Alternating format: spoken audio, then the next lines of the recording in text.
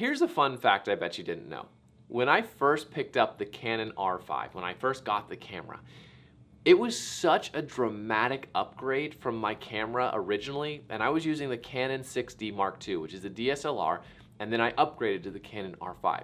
There were so many differences and so many changes that it overwhelmed me. I actually put the camera away for about a week and until I finally was able to pick it up and use it and actually like touch and feel and take it out and feel comfortable using it. It took me a while just to simply do that. So I thought this video might be helpful, and I'm going to go over a few buttons that are on the camera and a few settings that might help you in the long run. Now I am using Canon cameras, so I'll be showing it on a Canon R6 Mark II, as well as it's familiar with the Canon R5, and similar cameras will have similar buttons, but some are Canon specific. So without further ado, let's get into the video.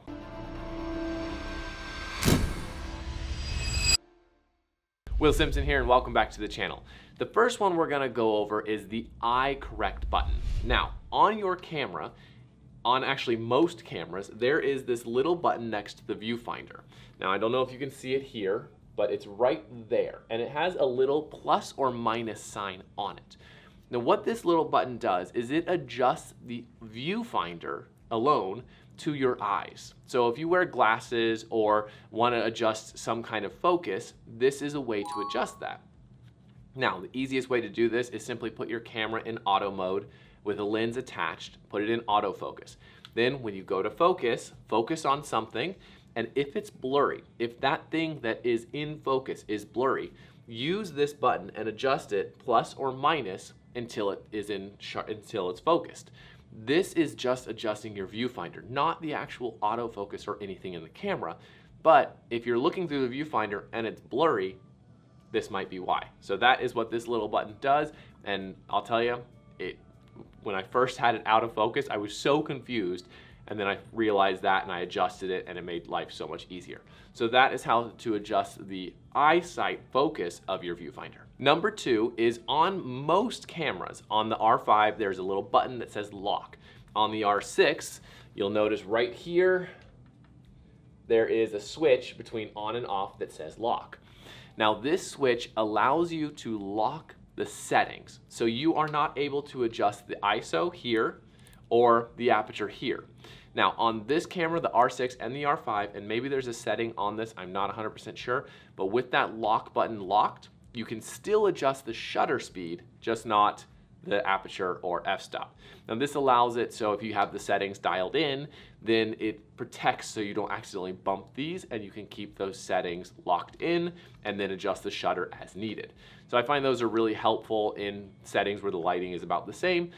You can just put it on lock and keep it standard, so you don't have to have any missed adjustments, which is always helpful. Now the third one we're going to go over is a mirrorless setting. Now this is not on DSLRs, this is only on mirrorless cameras. Now I think this is fluid through all brands, but again, I only use Canon, so it might be a Canon thing.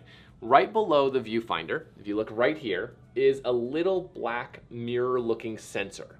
This is a sensor, go figure, that when you put your eye up to the viewfinder, it turns off the screen. Now sometimes, let's say you're filming video and you have a gimbal and you're not using a monitor or anything, you're just using the screen, and you go down on the gimbal, sometimes that can hit the sensor and turn off the digital display. So how do you fix this? To adjust this, you're going to go to menu, go to the little wrench icon, go to number 4, and you'll see screen viewfinder display. Select that and you'll get 4 separate options. Now, the first option, Auto 1, this is when you have the screen flipped out like this. When it's flipped out and not on the back of the camera, it's only going to be on the screen. So if you raise it to the viewfinder, let's go ahead and switch it to that. So if you raise your eye to the viewfinder, you'll notice that the screen stays on. But if the screen is closed in like this, when you raise it to the viewfinder, the screen will go off and the viewfinder will turn on. So that's the first auto. Now the second one, Auto 2, is auto switching, which means no matter where the screen is, flipped out, flipped in, when you raise your eye to the viewfinder, the screen will go off, the viewfinder will come on. Number 3, viewfinder. This only does the viewfinder. So if I turn this on, now the viewfinder is the only thing active. The screen will never come on. Now this one's kind of annoying because once you have this on, you actually have to go up into the viewfinder to see the menu to change it. So we're gonna do that real quick. And the last one is screen. This is only the screen on. So if you're on that gimbal in the scenario that I mentioned earlier, you turn it on screen, then the viewfinder will never come on no matter how much you put your eye up to it. So I'm looking at a black screen right now and the digital display is still on.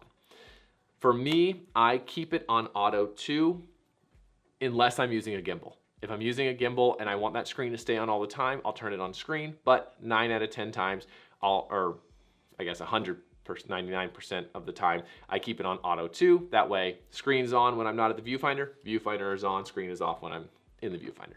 So that might help you adjust to your specifications. Hey, really fast, if you're liking this video, go ahead and hit the like button and subscribe because you don't want to miss out on anything. Also, at the end of the video, check out the description because there might be some goodies in there that you might enjoy. Okay, another setting that I like is the touch and drag feature to setting focus.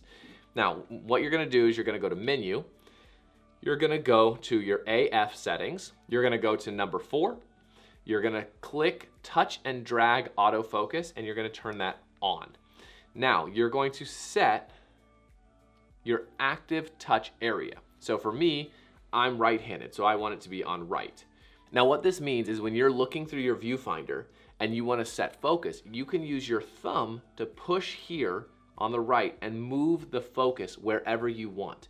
So it's much easier to go up, adjust focus just like this, and it's really, really simple. I find this is very helpful when I'm shooting because I can be looking and looking at my scene and I can adjust the focus as needed much faster than any other way. So that's a cool little feature that I found works really, really good. All right, the next one is auto ISO. Now, I had this difficulty one time where I was shooting and all of a sudden I realized that the ISO was at like 8,000. And I had no idea why. It was such a weird thing. And I tried to adjust it with my ISO setting right here and it didn't work. And I was like, what is happening? It was on auto ISO. And I had no idea how it got on auto ISO. And I had no idea how to take it off of auto ISO. So I finally figured it out and it's actually really, really simple. All you have to do is press info, until you get these boxes down here. Now you see ISO is here. So you're gonna simply click this and switch it off to 100 and then you're good to go. Now you can adjust the ISO as needed and it's not automatically on auto. Once this is done, press info again to get that screen off there so you don't accidentally put it back on auto ISO. And that's how to simply switch it off of auto ISO if that ever happens to you. I have had that question before. People are asking how, and that's how to fix it. So I hope that helps. One of my favorite features and something I do when I'm doing photo shoots with models or couples or something like that is when we're reviewing the photos, you can rate them in camera. On the back of the camera, you will notice a rate button right here. Now, this rate button allows you to give the photos immediately a star rating, which is recognized in Lightroom. So let's say you're reviewing the photos and the client's like, oh my God, I love that photo. Well, you can simply press the rate button, and you can give it a star 1, a star 2, a star 3, a star 4, or a star 5. Up to 1 through 5, and if you press it one more time after 5, it turns off the rating. But this is a really good way to speed up your editing because you can rate your photos as you're taking photos, and then when you upload them all to Lightroom, you have all of these nicely starred. I did this one shoot, I was doing headshots, and I had the clients pick their headshots right there after I took them. Star, boom, star, boom. When I got into Lightroom, I had done all of my culling, just sorted by 1, and boom, problem solved. It saved me so much time. So this rate button, great and highly underused. All right, and the final one we're gonna go over is on the front of the camera. Now, you all know that this button is your lens detach, right? You can take your lens off with this button.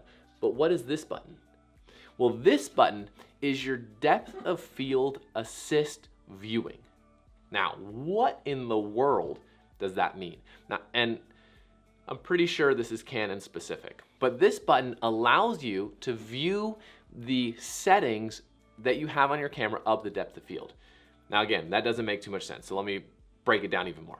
When you put a lens on the camera, the lens designates what the f-stop is. So if the lens is lowest f-stop is 1.8, then the camera can adjust from 1.8 to whatever the max of that lens is. So the reason they have this button is because when you're autofocusing, the camera keeps the lens at the lowest f-stop, despite what you have at the setting. Let's say you have it set at f16. Well, the lens is still at f1.8, if that's the lowest, to do the focus. As soon as you take the picture, it switches it and takes the picture at f16. But being that it keeps it at the lowest f-stop or widest aperture, it's able to get a better autofocus, so it assists in the autofocusing. So when you're looking at the readout on the digital display or the viewfinder, you might see that and be like, wow, it's a really shallow depth of field, even though I'm at f16, which should be quite a large depth of field. Well, that's because the camera's reading it at the lowest f-stop. Now, this button, when you press that button, it will give you a view assist and show you what it actually looks like. If you've ever taken the photo and then the picture changes, like first there was a shallow depth of field, then you took the photo at f16, and now the photo looks way larger depth of field, that's why. So, I know it's long-winded, but this button here helps you assist that. So if you're looking in the camera, you're about to take a picture at f16, you hit that button, it'll show you an example of what that photo will look like at f16, even though it's reading out at f1.8. Whew, well, that last one was a doozy, but I hope this helps clear up some things that you didn't understand about your camera and gives you a better understanding of it. So with that, go ahead and hit the like button, subscribe if you haven't already, and if you want to keep watching some more videos, you can click that one that YouTube recommends, or you can click this one video that I recommend.